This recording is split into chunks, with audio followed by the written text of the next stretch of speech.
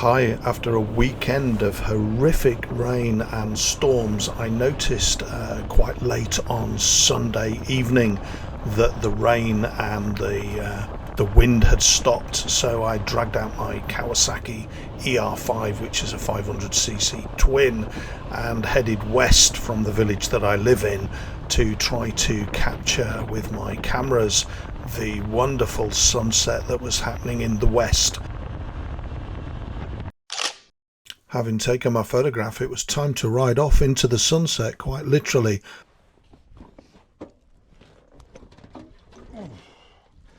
Here we go, taking sunsets in the fields after a weekend of heavy rain.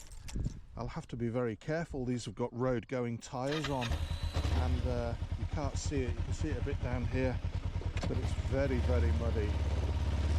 Very muddy.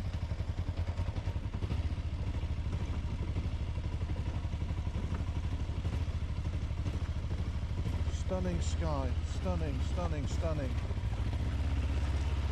Just going to take it easy while I get the mud off my boots.